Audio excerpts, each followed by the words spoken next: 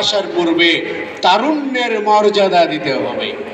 2 নম্বর হলো সিহহাতাকা ক্বাবলা সাকিমিক, রোগ আসার আগে সুস্থতার মর্যাদা দিতে হবে। আমাদের কোমর সোজা আছে, আমাদের পা ঠিক আছে, চাইলেই আধা কিলো হেঁটে গিয়ে মসজিদে জামাত ধরতে পারি, চাইলেই কোমর সোজা করে ঘন্টার পর ঘন্টা দাঁড়িয়ে সালাত আদায় করতে পারি, চাইলে আল্লাহর দরবারে 100 কাল 1 বিকাল ব্যয় করতে পারি। এখন যদি ব্যয় না করে বার্ধক্য এসে গেলে আমাদের মনে পড়ে মসজিদে যাওয়া দরকার, আমার আধা কিলো যাইতে লাগে 1 ঘন্টা, আসতে লাগে 1 ঘন্টা, আল্লাহর দরবারে হাঁটবো তো দূরের কথা, রিক্সায় হুইল চেয়ারে বসেও যেতে পারি না। ওই বার্ধক্য আসার আগে আমাদেরকে ওই সুস্থতা, সিহহাতাকা ক্বাবলা সাকিমিকা, অসুস্থতা আসার আগে এই সুস্থতার কদর করতে হবে। গিনাআকা ক্বাবলা ফাকিরিকা, দারিদ্রতা আসার আগে আমাদের যে ধনাঢ্যতা এটার মূল্যায়ন করতে হবে। আজকে আমার কাছে টাকা আছে 100, আমি চাইলে একজনকে 5 টাকা দান করতে পারি, আমি ভাবলাম যে না এখন দান করব না, এগুলো জমা রাখি, ভবিষ্যতে যখন অনেক টাকা হবে তখন আমি দান করব। এখন আমার উপর হজ ফরজ, আমি এখন করলাম না, ভবিষ্যতে করব। এখন আমি একটা ইসলামের জন্য একটা ব্যয় করতে পারি, এখন আমি করলাম না, ভবিষ্যতের জন্য রেখে দিলাম। ভবিষ্যতে যে সকরুন দারিদ্রতা আমার আসবে না, সেই গ্যারান্টিটি আমরা কেউ দিতে পারি? তাহলে ওই ফকরুন দারিদ্রতা আসার আগে গিনাআকা, আমার যে ধনাঢ্যতা আছে এই ধনাঢ্যকে মূল্যায়ন করতে হবে। ওয়া ফিরাগাকা ক্বাবলা শুগলিকা, এখন আমার ব্যস্ততা কম, এখনো চাকরি হয় নাই, এখনো বিবাহ করি নাই, এখনো আমি খুব বেশি ব্যস্ত হয়ে পড়ি নাই, এখন এই সময়টাকে আমার কাজে লাগাইতে হবে। যখন আমি ব্যস্ত হয়ে যাব, চাকরি হয়ে যাবে, বিবাহিত হয়ে যাব, কৃষি ক্ষেত্রে চলে যাব, যখন আমার অনেক কাজ করতে হয়, পরিবারের জন্য অন্নের ব্যবস্থা করতে হয়, খাদ্যের ব্যবস্থা করতে হয়, টাকা ইনকাম করতে হয়, তখন গিয়ে যদি আমি আমার এই অধিক বেশি পরিমাণ কাজ করতে চাই দিনের জন্য, তখন আমার পরিবারের অন্যের যোগানের ব্যবস্থা না করে এদেরকে ফেলে রেখে তখন আমার দিনের পথে কাজ করা অনেক বেশি কঠিন হবে। এজন্য এখন যখন আমাদের ব্যস্ততা কম, এই কম ব্যস্ততার সময়টাকে কাজে লাগাইতে হবে অধিক ব্যস্ততা আসার আগে। ওয়া হায়াতাকা ক্বাবলা মাউতিক, আমাদের এই জীবন আল্লাহ পাক রব্বুল আলামিন আমাদেরকে দিয়েছেন পরীক্ষা করার জন্য। আমাদের এই জীবনকে কাজে লাগাইতে হবে মৃত্যু আসার আগে। মৃত্যুর পরে জীবন নিয়ে আফসোস করবে, সময় নিয়ে আফসোস করবে, কাজ নিয়ে আফসোস করবে, কর্ম নিয়ে আফসোস করবে, এমন মানুষের অভাব নাই। বলবে হে আল্লাহ একটু সময় যদি আমাদেরকে দেন, 1 মিনিট সময় যদি আমাদেরকে দেন, দুনিয়ায় যদি আবার আমাদেরকে একবার ফিরাইয়া দেন, আমরা আপনার পথে চলে আসব। তখন আমাদের এই দাবি, আমাদের এই চাওয়া কোনোটাই কোনো কাজে লাগবে না, কারণ আমাদেরকে কাজে লাগাইতে হবে আমাদের এই হায়াত মৃত্যু আসার আগে।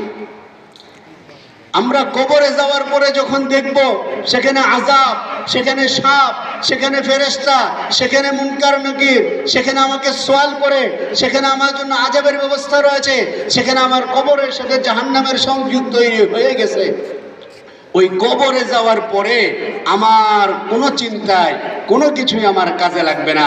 অনেকেই মনে করে কবরের আযাব সত্য নয়। কবি বলেন কবরের আযাব সত্য কিনা যদি বিশ্বাস না করো তাহলে মরে দেখো, আগার না চাহে তো মরকে দেখ, মরে দেখো যে কবরের আযাব সত্য কিনা। এজন্য কবরে যাওয়ার আগে যে সময় এইটাকে কাজে লাগাইতে হবে। প্রিয় ভাই ও বন্ধুগণ, আল্লাহ পাক রব্বুল আলামিন আমাদেরকে যে তারুণ্য দিয়েছেন, আল্লাহ পাক রব্বুল আলামিন আমাদেরকে যে শাবাব, যে যৌবন দান করেছেন, আল্লাহ পাক রব্বুল আলামিন আমাদেরকে যে সুস্থতা দিয়েছেন, আল্লাহ পাক রব্বুল আলামিন আমাদেরকে যে শক্তি দিয়েছেন, এইটাকে কাজে লাগানোর সময় এখনই।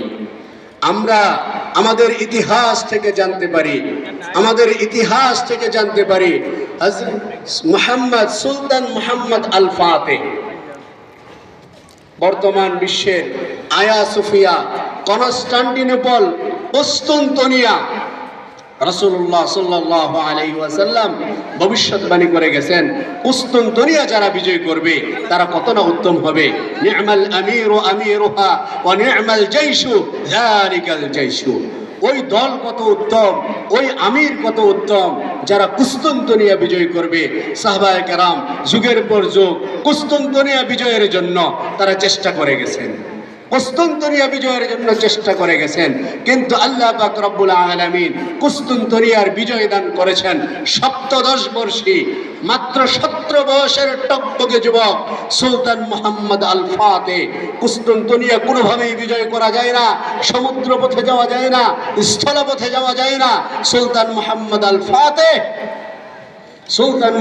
আল ফাতেহ পাহাড়ের উপর দিয়ে নৌকা চালিয়ে ফজর হওয়ার পূর্বে অন্ধকার থাকতে থাকতে কুস্তুনতুনিয়া মূল গির্জায়, মূল জায়গায় তিনি ঢুকে পড়েন এবং মাত্র 17 বছর বয়সে তিনি কুস্তুনতুনিয়া বিজয় করেন।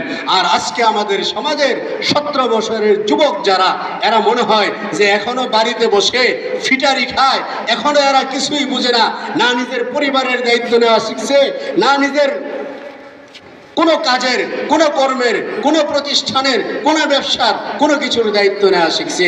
এরা এখনো ক্লাস 9-10-এ পড়ে, কিসের কি দায়িত্ব নেবে? মুহাম্মদ বিন কাসেম মাত্র কয়েকজন মুসলিম নারীর ইজ্জত সম্মান হানি হওয়ার কারণে মুহাম্মদ বিন কাসেম 18 বছরের টকবকে যুবক মুসলিম বাহিনী নিয়ে ঘোড়া ছুটিয়ে চলে আসছেন সেই ভারতের দিকে। সিন্ধু বিজয় করেছেন, ভারত বিজয় করেছেন, তার বয়স মাত্র 18 বছর। রাসূলুল্লাহ সাল্লাল্লাহু আলাইহি ওয়াসাল্লাম উসামা বিন যায়েদকে হযরত আবু বকর, হযরত ওমর এদের উপস্থিতিতে রোমক সৈন্যদের বিরুদ্ধে তিনি তাদের সৈন্যবাহিনী সাজিয়ে যায়েদ বিন হারেসা রাদিয়াল্লাহু আনহুকে সেনাপতি নিযুক্ত করে রওনা করায়া দিয়েছেন। তার বয়স মাত্র 17 বছর। প্রিয় হাজিরিন, আমাদের কাছে আল্লাহ পাক রব্বুল আলামিন যে তারুণ্য দিয়েছেন, এই তারুণ্যকে আমাদের কাজে লাগাইতে হবে, এই তারুণ্যকে সঠিক গাইডলাইন দিতে হবে। আমাদের